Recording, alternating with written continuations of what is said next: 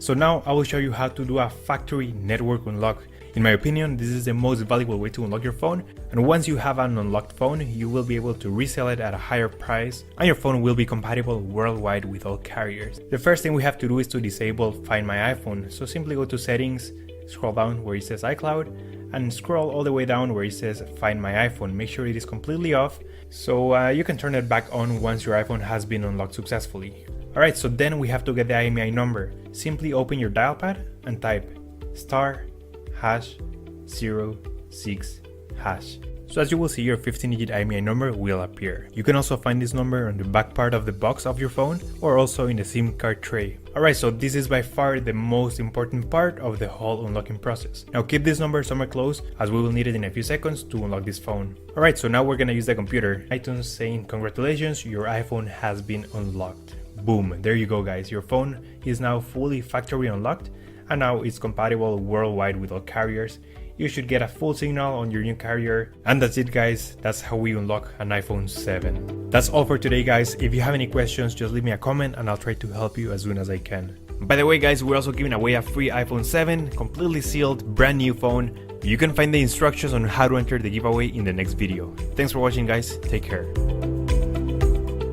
Guys, check out what I have here. Look at it, it's beautiful. There's different variations of the Arri Alexa camera, but it was used to film a lot of my personal favorite movies and TV shows like Drive, Revenant, Arrival, Logan, Game of Thrones, Gravity, Mad Max, Sicario, Skyfall, Wolf of Wall Street, Girls, 21 Jump Street, John Wick, Ant-Man, Avengers, Get Out. Okay, I'm out of breath. What camera do you think Steven Spielberg uses? Exactly, the iPhone.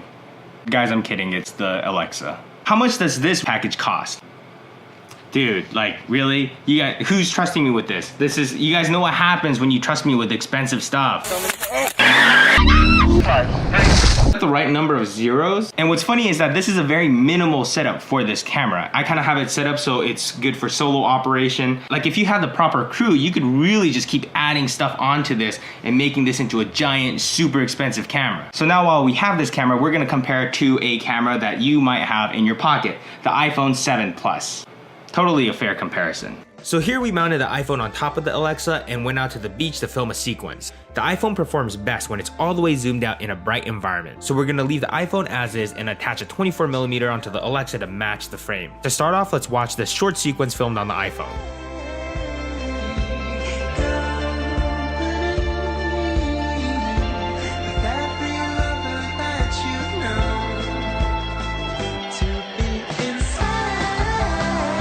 And now, here's the same exact sequence, but from the Alexa.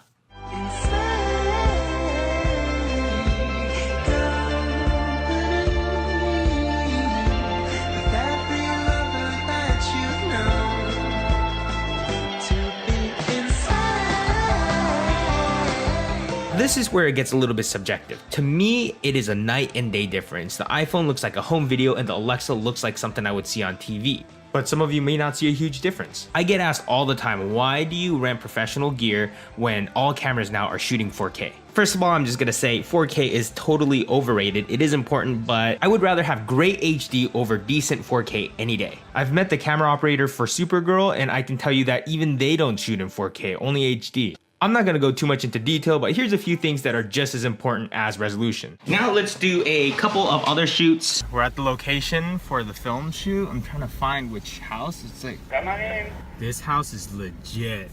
Oh my God. So now we're at the nicest home recording studio I've ever seen. It was decently well lit in there, but obviously not as bright as the sun, and this is where I think the difference really starts to show. The lighting's no longer in the iPhone's favor, and we're on a slightly tighter lens. Now for some low light stuff. The Alexa looks nice and sharp, and I love the way the dark parts of the frame look. The iPhone is clearly struggling to keep those details in the darks. I'm not trying to bash the iPhone, it's a great camera for what it is, and I use it all the time, but it does have its limitations. For example, this scene, I feel like the lack of sharpness and grain distracts from the scene. With the Alexa, the warmth and the smooth contrast really complements the music.